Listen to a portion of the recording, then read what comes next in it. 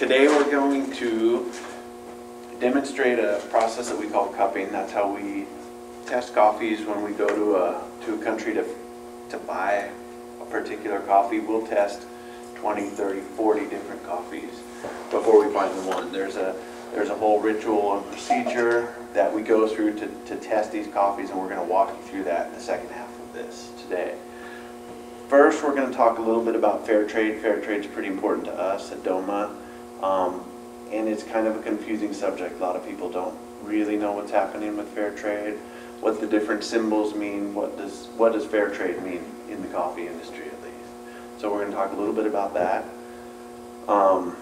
Rebecca and Terry are the owners of DOMA. Hello. Local coffee roasting company, been around, it's got to be 11 now, right? Almost, yeah. Coming on 11 Yeah, we're going years. to roll out our 10th anniversary can next year. There we go. On our 11th anniversary. So, we're going to talk a little bit about it. We're going to do kind of a quick talk and get into the cuppings, and that way you guys can ask questions if you have questions about fair trade, about labeling, about how we source coffee, anything of that nature. So welcome. First of all, I appreciate all of you guys for coming, and Michael for scheduling this. So, and the rest of you guys are like paid staff for being here. So, obviously this is very informal conversation. So we invite any dialogue. Feel free to ask questions. Little history on DOMA. We are a local coffee roasting company. We are a wholesale coffee roasting company. So we sell to stores like Pilgrims. We purchase organic and fairly traded coffees. We also purchase and roast some non-organic and non-fairly traded coffees. We have a very stringent labeling that we put on all of our coffees, so if you ever have questions about that, you can look to the labeling that's either on the bag or on the shelf talker. That'll still show you some symbols whether or not, if you have any questions about the coffee. We also have all that data online. Go online if you have any questions about that.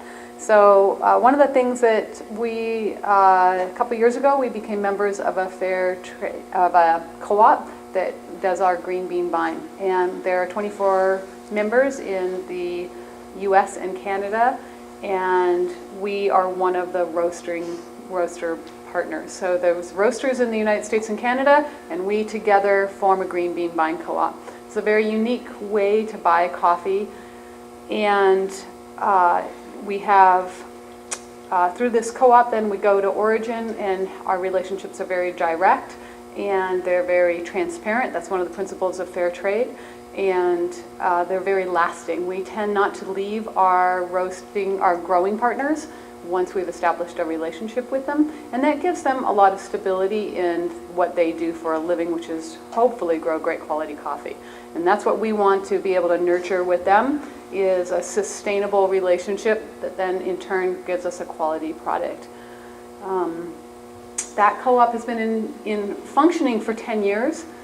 We've just been a member for a couple, and we're really fortunate to be a member. It's not an easy membership to get. They're quite strict with how they scrutinize what roasters they want to be partnered with.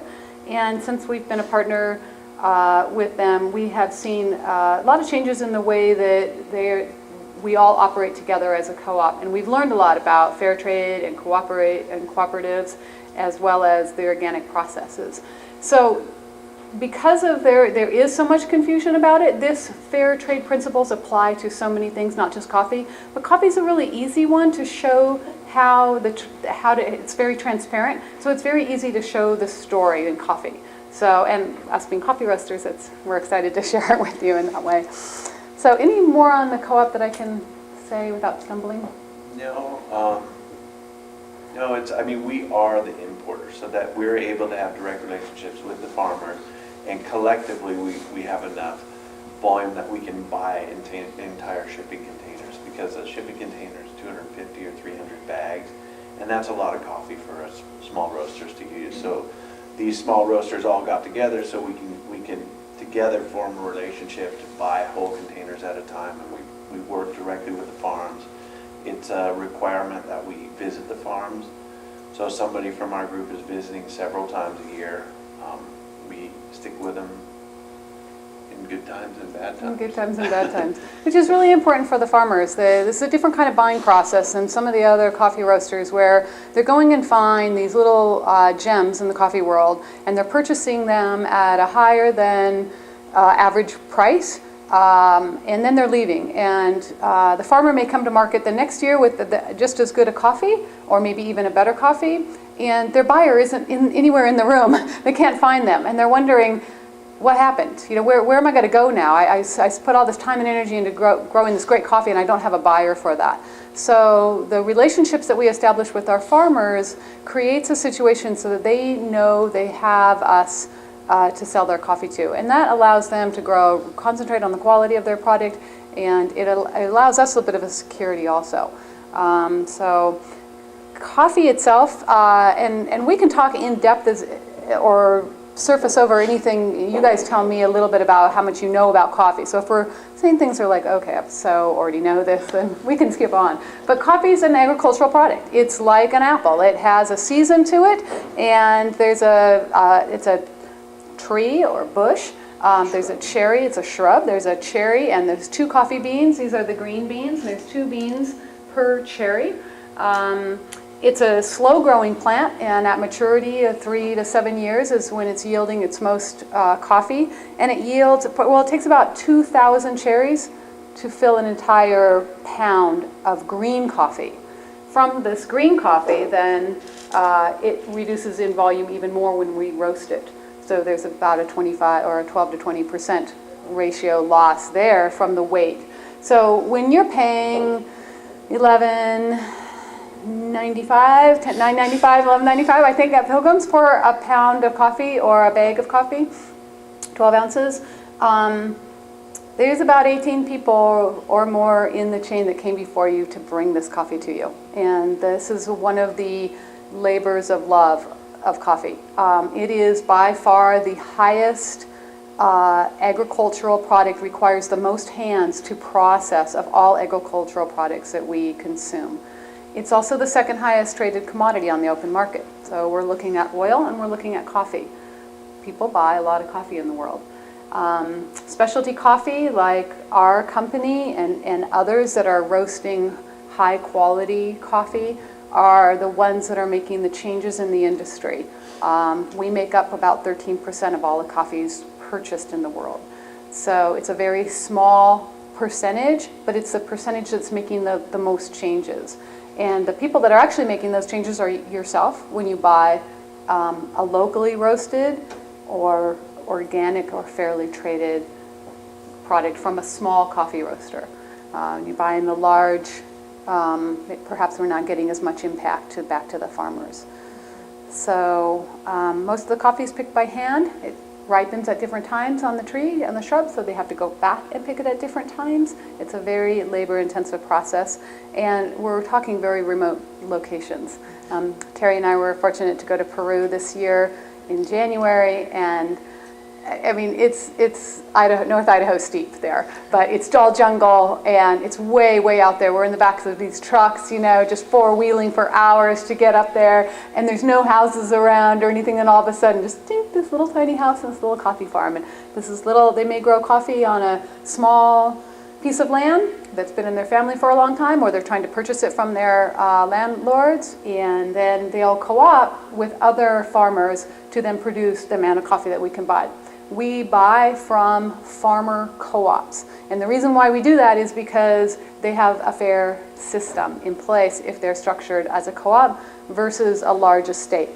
So we can still buy and pay for a fair price with an estate, but perhaps all their workers aren't getting the fair price. Perhaps just the estate owner is taking that fair wage, and they're still maybe not treating their employees as best as they could. So that's why our co-op works with other co-ops, and we help them form co-ops. We help to give them the structure of it if they need that. Oftentimes they don't. They're very experienced with this, and they really want to bring great quality coffee to market. If anything, I've been so incredibly impressed with the passion and the desire. They're amazing farmers, and I think our planet needs really good farmers on it right now, and these people are doing great things with the earth. So we can go into fair trade. Any questions on what coffee is and how it's grown? You guys got all that? So a little quick rundown on what fair trade is in general in the coffee world. And then we're going to talk a little bit about what fair trade is for DOMA and our group and our vision of fair trade, because it is a movement that's starting to change. We're changing it to make it better, to make it more viable for the farmers to stay with this system. So fair trade, as it stands now, is a minimum price that's set by a body in Sweden or something like that, without a farmer voice, that says the minimum price paid for coffee, for fair trade coffee, is $1.61. So they pick this number. That $1.61 or whatever it is goes to every single country. So $1.61 in Guatemala is not necessarily what $1.61 in Ethiopia is worth. And it's not necessarily a living wage. We're finding that because farmers can't make a living wage, they're turning to other crops, other industries. And in order to have a sustainable relationship and a sustainable partner that we're going to be able to buy coffee from every year, we need to take fair trade a little step further. Yep. So, what's next? Farmers are inspected and by the independent organizations. Yep, so there is an independent organization that certifies at the farm level that these farms are operating under fair trade standards. This process costs a lot of money for the farmers. It's a complicated system of filling out all kinds of paperwork that might not be in their language, and it's a system that's a little bit confusing for the farmers and really for the consumer, because this independent certification is the only way that we can really say that these farms are operating under fair trade principles. So there's a licensing that goes on at the farm level, and then there's a labeling that goes on at our level. Okay, the licensing that's going on at the farm level, what the farmers are saying is, we want to be fair trade, but you've made it too difficult. So they want to be organic even, but it's now we're not understanding, how to go through this process. So that's the voice now that's changing. We represent the voice of these farmers as much as we can, and we really listen to them because we want the system to work for them. It started out as a great cause, but it's running into some problems. So fair trade is in a huge amount of change right now. I just got back from the Fair Trade Federation conference, and there are people talking about what are we going to do about fair trade. One of the things I learned the most about that conference is that fair trade is a movement. That it's not a club, it's not an organization, you don't pay dues, in that way. I mean, yes, we have Fair Trade Federation, which you do pay dues to or you get certified, but beyond that, the principle behind this is still consumers choosing how they're going to spend their dollar and where they're going to put their money in fair trade products and in any kind of fair trade. I think the misconception for most people with fair trade is we think that it is giving more money to something because we want to help somebody, or not a charity. It's not a charity. It's not a charity at all. I think I think there's a lot of misconception about that. It really is not a charity. It is actually going to a person, another living human being, and saying, Dave, what's fair for you? I want to buy your bike. You come up with a price, and I say, it's a little more than I want to spend. And you say, well, I really need to get this. Well, can I make payments? Sure.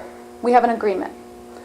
So that's what fair is. It's just two people negotiating a contract over a commodity. Instead of being dictated by their government or by our government or by the C market, that this is what the going price for the bike is, and I'm paying you as low as possible. Because it's not working. That's not sustainable. The farmers, like Jim said, they're having to go to other crops. And we don't want that necessarily, because those crops, although might be enjoyable for some, are not going to necessarily be good for our world overall, because they're all drug-based crops that they're moving towards, and there's a lot of pressure on them to do that. Coffee is a very hard way to make a living. It's not easy on both sides, roaster and farmer. And it takes, one tree produces 1 to 2 pounds of coffee per year. So when you think that people are drinking millions of pounds of coffee every year, that's a lot of work. Yeah. It's There's pretty a. amazing we even have coffee. It is amazing we have coffee, how it gets how it gets here. It's really amazing. Farms are inspected by an independent organization. FLOW, Fair Trade Licensing Organization, is one of them. Okay, so that's a symbol or an acronym that you might not see here because that's not our licensing that is in the United States or in Idaho. And so some of the ones that we know of that would license us or that would say it's fair is Transfair USA. That's the one with the scale on it. But as I've explained before, there's lots of different places and to look for fair trade, a license or a symbol that says it's fair trade. Ours is a sticker that says fairtradeproof.org. It's right there, it's the black one. And this is through our co-op, this is our fair trade symbol. And if you go on this, you will see documents uploaded that are 100% transparent of what we paid for our crop, where it got imported from, and who the farmer is, and all of that. Transparency is one of the 9 principles of fair trade.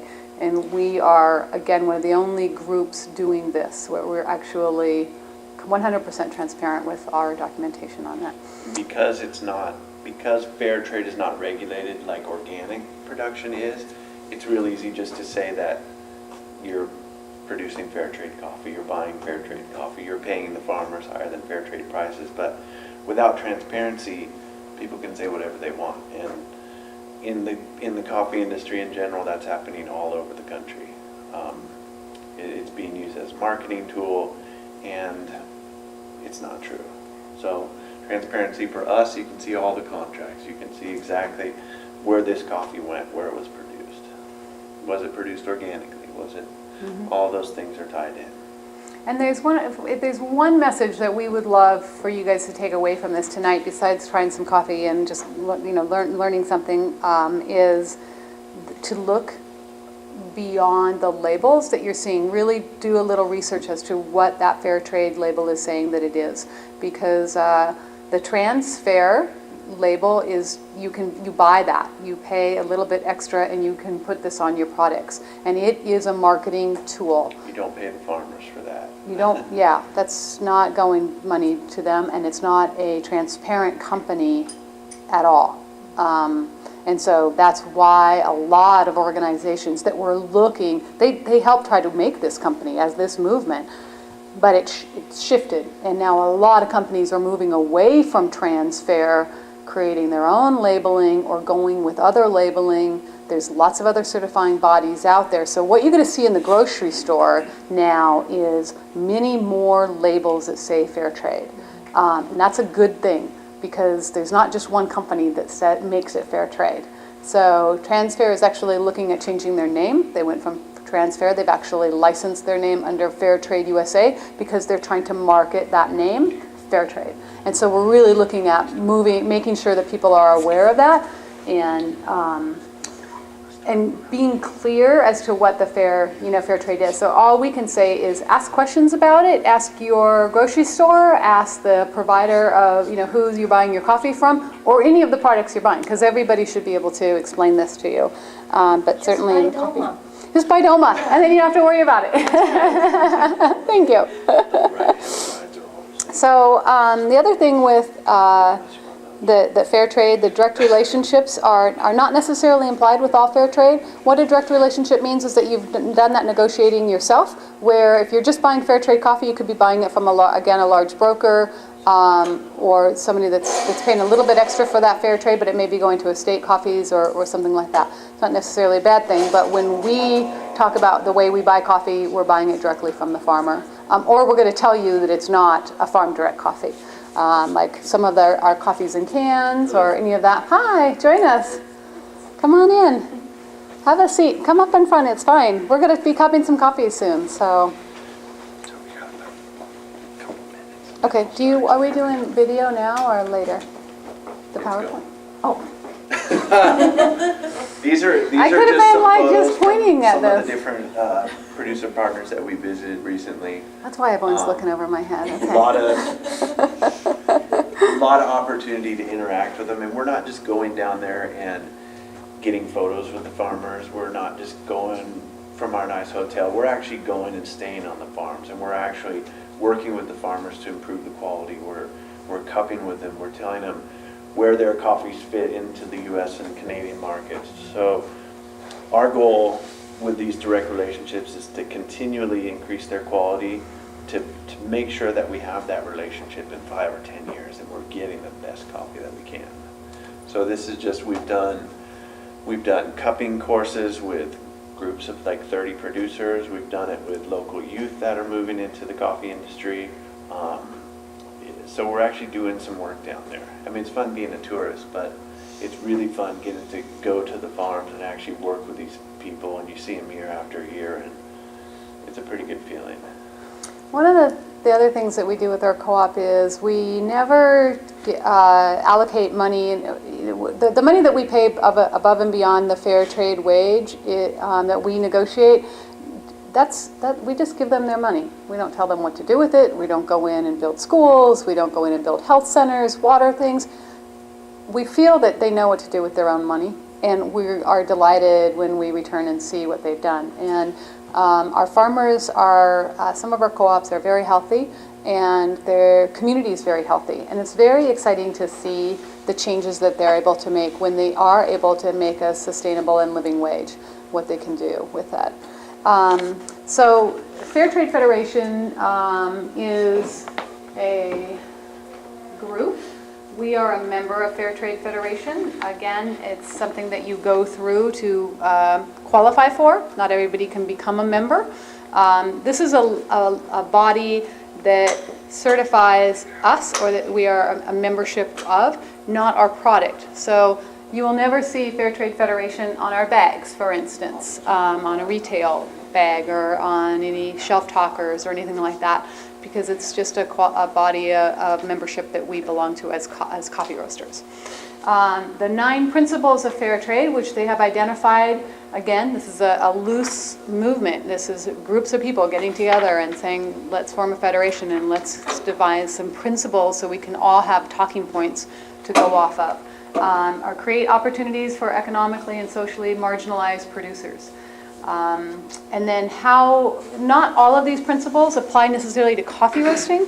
So we wanted to talk a little bit about how we interpret these, because these are brand new. They just came out with these, so we're really excited that they also produced a poster so that we could hand them out. You guys have them here. Pilgrims can put them in, and we want to get this information out to people because it applies to everything. So some of the key things for fair trade: build capacity. We want the farmers to be able to continually produce more coffee and better coffee.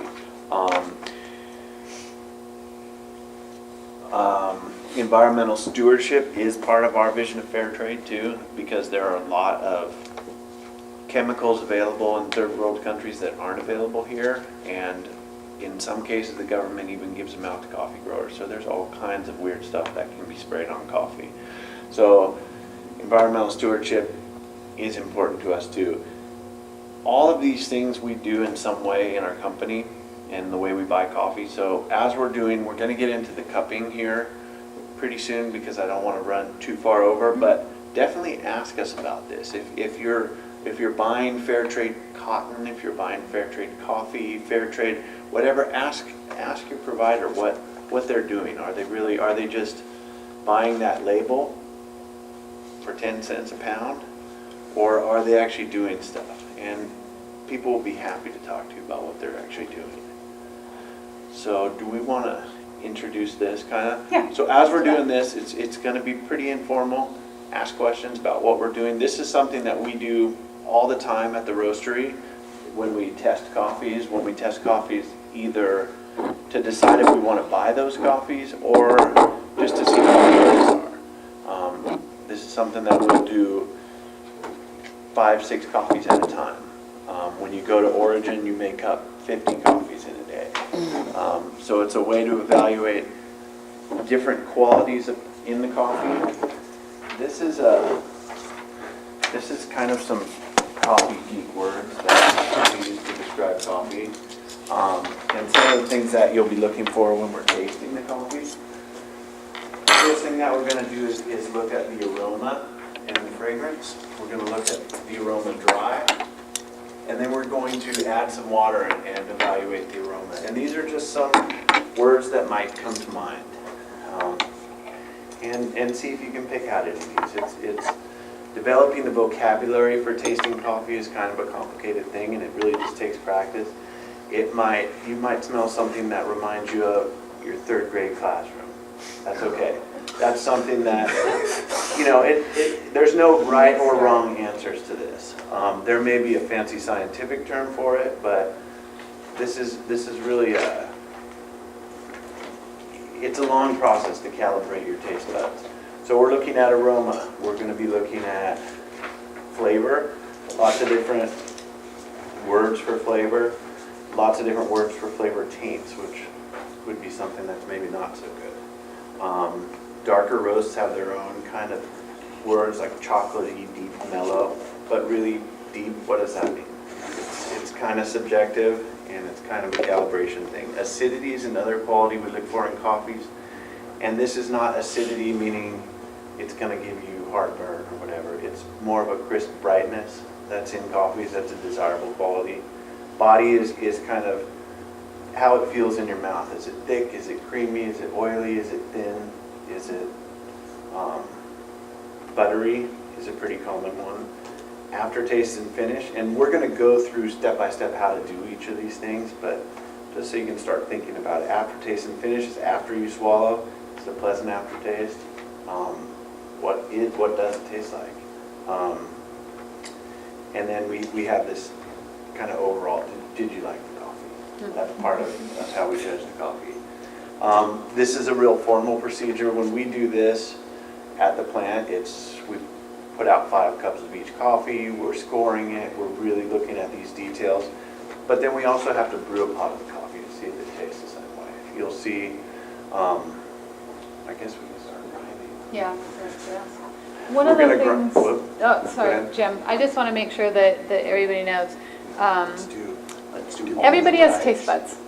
Yeah, And so everybody can taste something. It is not, if you don't have to be a coffee snob or an experienced cupper in any way. What we're doing here is just showing you a different way, and maybe we might pull out something new out of a coffee to experiment with, but in no way feel like you, yeah, you're fine, good job. He was a server at a restaurant once, I think. No way feel that this is, that you can't comment on this or you can't taste. There's no right or wrong in any of these flavors. If you have a flavor that you get, great. If I have a flavor that I get that you don't get, it's no big deal. There's no right or wrong. So again, what we want to have here is an informal cupping, not a formal one.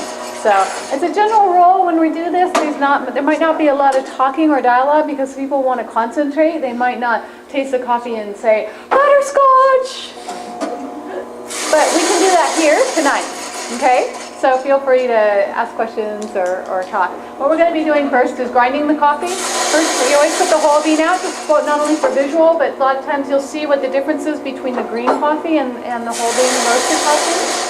We have 2 different coffees on the table, and they're highly contrasting coffees, so you'll really be able to tell the difference between the 2. A lot of people can't tell the difference. It just tastes like coffee to me, That's fine too, but I think when you compare 2 side by side, you'll be able to tell the difference. So first we're going to grind it and put a little of the grounds in. Each one of you can kind of pick a cup. We've got 2, and we've got enough for everybody to give it a try. And then we're going to smell the grounds first.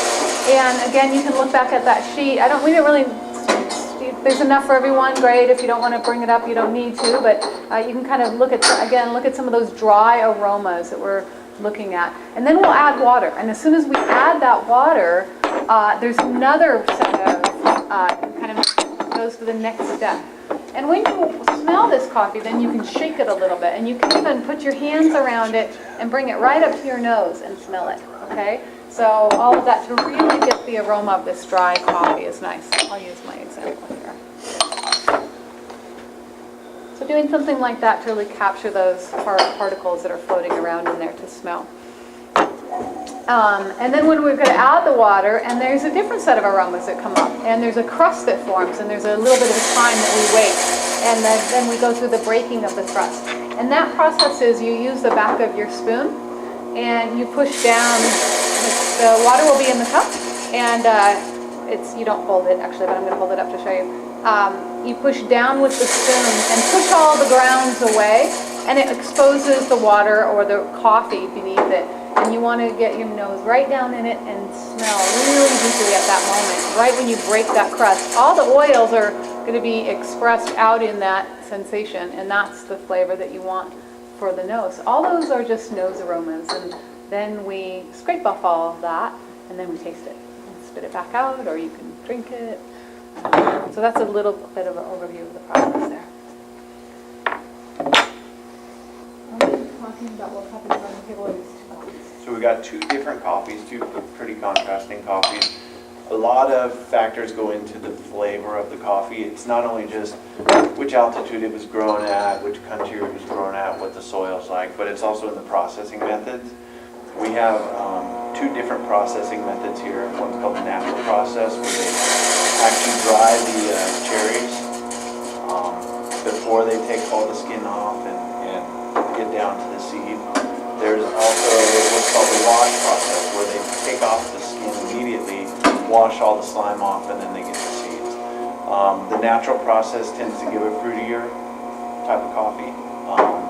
Wash process gives more of a clean, tea-like aroma, some chocolate, things like that. So these are two very different coffees. One of them is a light roast.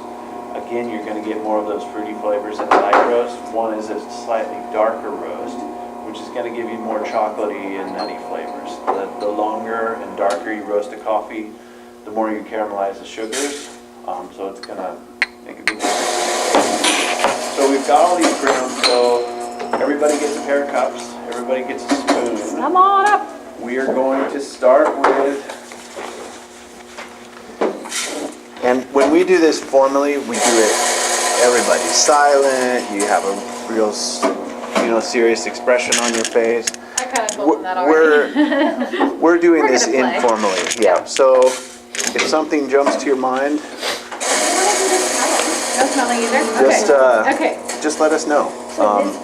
You can What kind of call out if you smell something special. We're testing right now. What's Smell. the coffee that's like herbs or what? One of these is more and the other is our Ethiopian coffee. And we chose those two because they are very different from each other. So is anybody, there is a darker coffee and a lighter coffee. You can kind of see the difference if you look. Looking at the lighter coffee, is anybody getting any strong smells out of that? A little bit of So the- fruitiness almost. And Yeah. just tell them which the lighter one will be on your The lighter one's on your left, On your but left, thank you. if you happen to mix them up, you'll be able So, to, you'll still be able to tell. Yeah, Yep. because this one may have gotten turned around. So the lighter roast is in Ethiopia, and it's going to have some fruit notes, maybe some berry notes. Sometimes there's blueberry, raspberry. Sometimes people are getting. Everybody's smell sense is a little bit different. So again, there's no right or wrong answer. Kind of like a creamy berry flavor. Annie, what are you Or getting smell. out of that? I'm feeling the cedary sound. Cedary, so some Nice. spices Yeah. or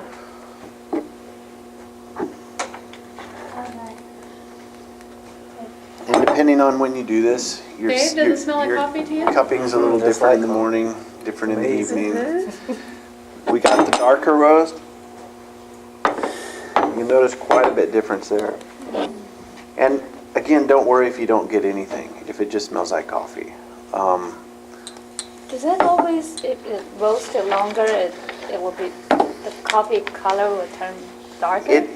It's a combination of how long you roast it and how high temperature you get. So if we roast, say we roast a light coffee to 400 degrees, a darker roast might be 440 degrees. So it's kind of like cooking. The higher you get the temperature of it, the darker you're going to get it. Longer you roast it, you're also going to caramelize more sugars too. Anybody have a preference between the light and the dark? Which Dark. one smells better? Dark roast. Dark? What are you getting out of the dark? Yeah. Almost like a baker's chocolate, maybe? That's what she just said. Oh, good. Yeah. Darker roasts tend to give you caramels, chocolates, nuts, roasted nuts. Yeah. Whereas the lighter will give you that kind of the fruitier.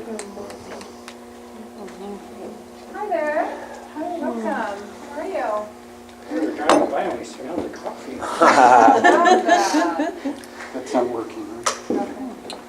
So the next step that we're gonna do, and this is the point where you shouldn't really move your cups anymore after you're done smelling this. When we add the water, you're gonna wanna let your cup sit. Some right in here. We're going to give a quick first impression of the coffee. What do you smell just by smelling the grounds on top when it's wet? After 3.5 minutes, we're gonna break the crust. So like Rebecca said, you're just kind of swishing your spoon down through there. You're not stirring it up, but you want to break up that entire crust of coffee that forms on the top. When you do that, your nose should be right next to the cup because you're going to get that puff and you're going to see, does any of these words, do any of them pop out at you when you do that? And this is called, in the coffee world, this is called the break. So we'll get first impressions, and then in about 3 minutes, we will do the break. And I am going to...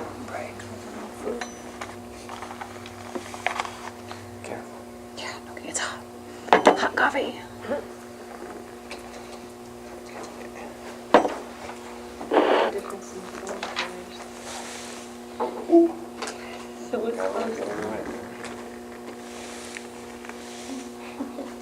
Did you guys both get a chance to smell the dry? Okay. So what we have on the table here are two different coffees. One's a darker roasted coffee and a lighter. We use this for contrast in the cookings. We talked about this before. We're just talking about what we smell in the coffee. There's a sheet here if you want to take a look at some of the things that we may be experiencing. At this point in the cupping, we're just getting ready to smell the wet aroma. That shortcut. A short change. I'm gonna put some in. I know. Rebecca. It's gonna happen all year. And as we're pouring this, we're making sure that everything's getting mixed around. Oops. And again, you can smell the tops and kind of get first impressions and see what you think. So is this like white coffee? That is a green bean, and white coffee is coffee like a green bean. This is unroasted coffee. It hasn't been roasted fully. So the white coffee is coffee that would be roasted maybe only 9 minutes or 8 minutes or something. Yeah. So what's the average roasting time? Average 14 minutes on our coffee roasting machine. So it'll be, Yeah. And that is completely unroasted coffee right there. And the reason why we call it green or refer to it as green coffee is because of the color. It's completely unroasted, and in that natural state, it's a green product. Of course, prior to that, and some of the, there's cherries up there on that one. So yeah, it comes from the cherry first, and then it gets peeled off, and there's a little skin that's around it, and then that gets A little peeled bit off. different when they're wet. comes from the cherry? What was she saying? What comes from the cherry? That's when I'm making it. This is the inside of the cherry. It's got a tiny bit of fruit around the outside. It's a bright red. Oh, if I it's think we too have pictures white of coming green out ones of there. after But it's a you're bright red on, cherry they it's pick because off the of tree, and temperature in the then machine, they take off or the you don't skin, have they enough take off coffee that and kind of enough slimy pressure in the fruit, brew which pad is when you're slightly tapping it sweet, with a filter and then on they your get these espresso two of these machine. out of each one. Did you know we have a You want to coffee either, Do you? We have one at the plant Really? too. As well as a regular Yeah. coffee. So ours is Yeah, they're too pretty white cool and it's plants. really Although all the sour berries or are bitter, picked off of it for this year. or but yeah, or really bright. It's So if it's Most coming of out you white, get some berries. then, and Yeah, not it like had a rich about caramel 20 color with some yeah. red or dark One of striking our in it, employees then planted them in it's Awesome. your grind is Yeah. 2 quarts. 2 quarts. I didn't know that that is so Like close dark to green what it leaves, should kind of be, like a or is ficus it leaf different? almost, Yeah. like really cool The grind plants. has So nothing to 20 do with years color old. so much. Yeah, color, the way The lady it's bought it Yeah, as the a grind has a lot to do with house that. shrub A lot. thing. It comes out too And it fast just grew and and watery grew and and grew, light, and and after about then it's too um, coarse a grind. So it's supposed to not to be that years or much. so, it still wasn't So ours producing apartments anything, are and so should be she that put way. it, she So it poured should be worth coffee making into it, cold a coffee, Mhm. and it started producing Yeah. berries that Yeah. year. So. Yeah, nice. Yeah. Thank you. absolutely. She So- donated to us About, earlier this like, year. when you talk shade grown, I mean, are all these coffees shade grown? Because Is it gonna fit? Our, Or a our small- coffees are shade grown. Oh, yeah, that's right. There's their coffee Thank tree. you, nice. Oh, that is so great that you brought the- that. Places that you're not gonna find, most coffee is shade grown anyways because it helps it ripen slower. And these farms are, it's shade grown because they're growing food that they're eating in the same area. But when you consider some of these big factory farms may have millions of trees, they basically cut everything down, and there's it's not shade grown. In the case of the small farmer, it's just more beneficial to have those trees because, well, they're feeding you. So, Yeah, so a lot of, I mean, a lot of times the small co-ops, they're not gonna cut their shade trees down at all, and they don't need to, because they can work around them. But like Jim said, in the large commercial farms, they'll clear cut everything and then just plant coffee. And we're not working with too many of those. we're about 3.5 minutes, so Has it- important after this part, every time you put your spoon in a coffee and you're gonna switch to another coffee, dip it in the rinse water. We're boiling up some more rinse water here in a second. First thing we're gonna do, you're gonna get your nose right down next to the coffee, and you're gonna swish your spoon through it. While you're smelling, and then you can take your spoon and take some of that foam and smell off the backside of your spoon. And that kind of defines some of the aromas too. Again, quick rinse of your spoon. And I know there's not a lot of water in there, but we'll get more.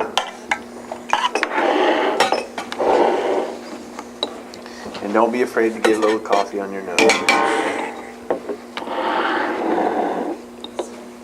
So one nice good swish through, and then you're smelling off the back of your.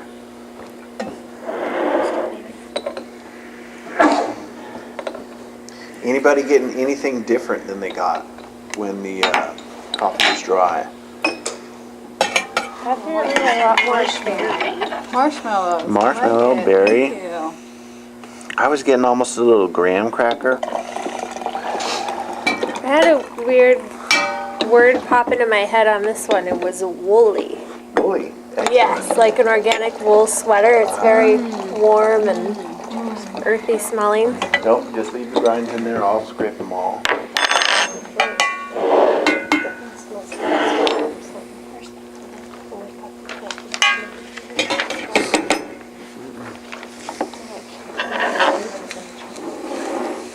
Almost sliminess. Flour. Flowers are. Very light. And which one were you getting that in? The The Ethiopia. Ethiopian. Yeah.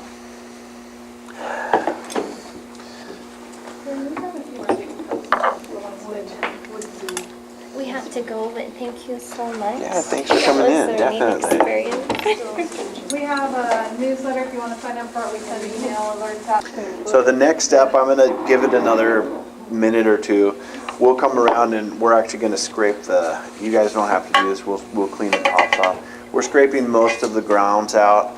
We're scraping that foam because there's a lot of solids and proteins in that foam that will mess up your true taste of the coffee. And then we're gonna taste it. And to taste coffee, we're slurping it. So you're gonna put a little bit in your spoon. You're gonna actually slurp it. Louder you can slurp it, the cooler you are in the coffee world. So, let's see. That, I think we can do the Ethiopia. The other one Needs a moment. needs a bit. Okay. So I'm just gonna kind of come around and.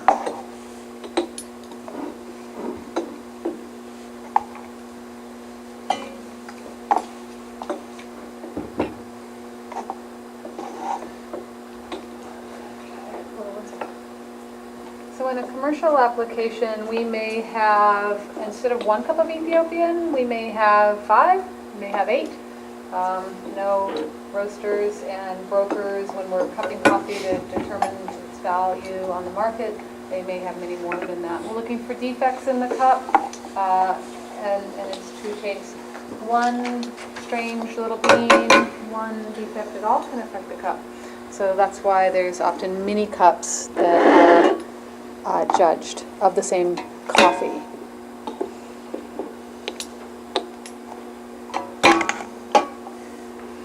How did you get into coffee business? How did we get into the coffee business? I think I married into it. Terry and I had a coffee shop in Moab, Utah. An espresso cart, and then a cafe and a bakery, and then 2 of them, and a restaurant and catering and all that kind of stuff. And the DOMA yeah. courses. And then we, in the Cafe Doma in Sherman. Then we moved here 10 years ago and decided to roast coffee. We wanted to just expand what we had learned. How are we doing? This Got all one's these? tough, yeah. About ready on that one? Yeah, it's So we had close. learned love of coffee and serving coffee and doing the espresso, and then wanted to start roasting it. So Terry was a huge fan of coffee and espresso preparation and machines. He opened his first cafe here in Coeur d'Alene, where I know. where was the Where Takara is. where Takara is Oh, on that was the Lakeside. first That was one? a couple hundred years ago. Yeah, And it was called Paparazzi, and he and his family opened a deli, Italian style, and they had an espresso machine in there. And then the DOMA And and then- the Sherman. Yeah, and then the Doma German. And that was a really fun cafe. We brought a lot of barista art I and know. that. Okay, so the next step is the fun part. There are paper cups here if you are a person that's inclined to spit it out instead Yep. of swallow it. I So know you can it's take a 6 paper o'clock cup if you and want it. not everybody might not want This is great for you, to man. Do you have yours? drink coffee, but that's optional. You don't have to do that. I'll volunteer. Any extra coffee? So you're going to take your spoon, you're going to pick up just a small amount of coffee. And let's all do the Ethiopian first, the one on your left. Okay. There may be ground, so try to avoid those. But we're going to take a small amount of coffee and we're going to slurp it. You want to aspirate it so you get as much of that coffee all around your... Again, rinse in rinse. between in the boiling water. So you want to spray that coffee all around your mouth. Think about what does the mouth feel like? Is it coating your mouth? Is it buttery? Is it oily? Is it thin? Got a little sweet Little taste sweetness. at the end. Do you have the same flower taste that you had in the aroma, or in the dry or in the wet? There you go. I'm going to learn how to break a glass with that. You wanted to be an opera singer, It'll work out. Opera slurp. opera slurper.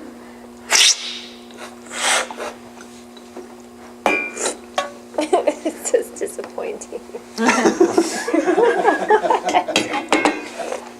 I'm thinking, that's probably not a good thing. No. So that's probably- I'm getting a pretty big mouthfeel. It's kind of coating my tongue a little bit. Nice aftertaste. Got a really nice Any aftertaste. flavor notes that anybody's picking up out of here? I only got one order. Mine's bitter. I don't know why. Okay. Okay. It's a lighter roast. That's a common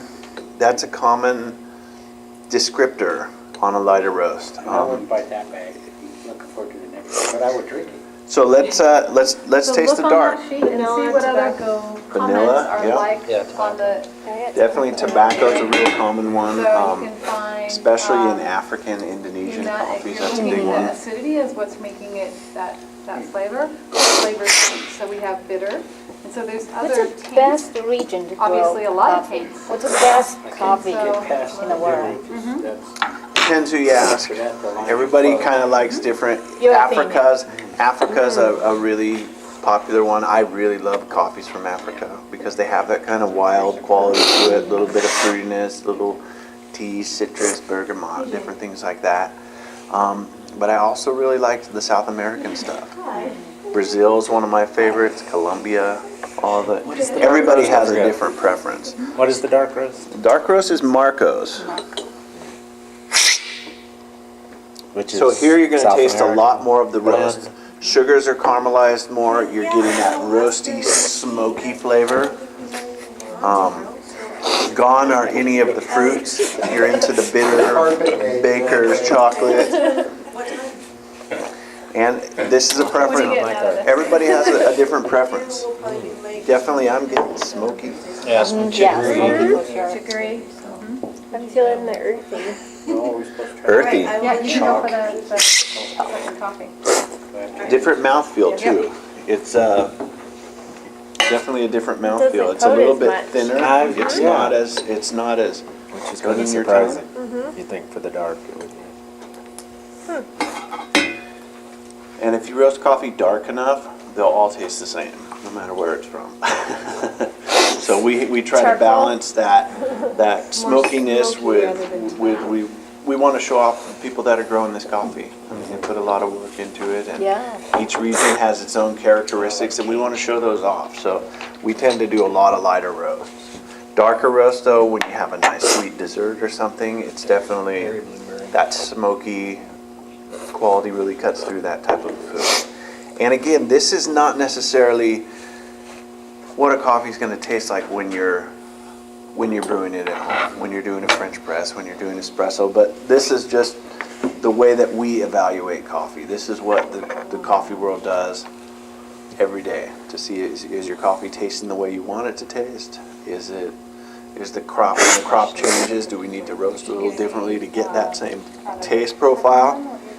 The paper filters are going to absorb a lot of the oil, so it gives a much cleaner cup, a little more defined flavors. Moldy earth. Moldy earthy. But everybody has different tastes, so. Anybody have a preference? Which one do you like more, darker or lighter? Dark. I don't know, are they completely different parts of the world? Lighter. Lighter? Is it Ethiopian coffee? Africa? And the others are South American. Anything from Africa? I love that. Okay, but you roast it up and there's I'm not a huge- flavors that you're getting. And they are, As totally far other as, soil. So much work goes into the coffees that we're buying that we want to show that work off, and you roast it so it tastes like grass. It's not exactly showing off the craft of the roaster or the farmer.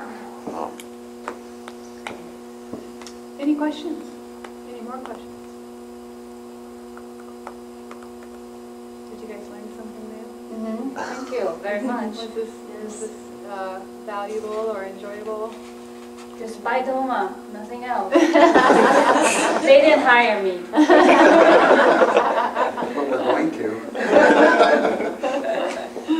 I love it. Thank you very much. Well, thanks for coming. Appreciate your support and thank you for coming tonight. We've got a sign-up list if you'd like to be a member of our newsletter mailing list. We send it out monthly.